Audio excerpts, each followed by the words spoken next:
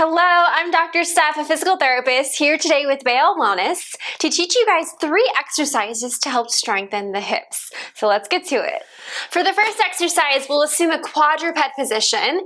We're going to do a hip extension. So with one leg, keep the spine neutral and the abs pulled up tight. You're going to extend one hip, pushing that heel up to the ceiling with the leg bent at about 90 degrees, and then lower it back down. And you'll repeat and do that for about 15 to 20 reps on each leg. Now this exercise is strengthening those glutes especially, which is really important for stabilizing all around the hip.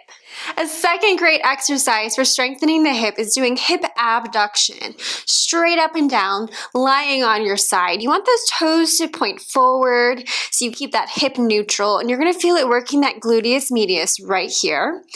That is a super important muscle that many people don't often work, but if you do work it, it's going to help prevent a lot of issues around the hip and injuries.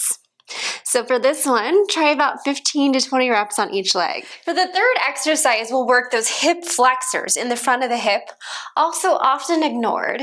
And what you're going to do is place a bottle or a can of some sort next to one of your feet. Then you're going to keep the leg straight, lift it up and over that, down, and bring it back to the start position. This is going to strengthen the iliopsoas region in the front of the hip here, which is especially important if you often develop any sort of pain at the front of the hip, like snapping, pinching there.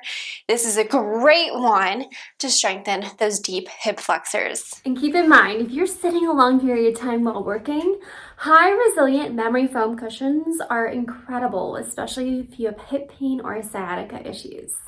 Make sure you subscribe to the channel right here for more wellness tips.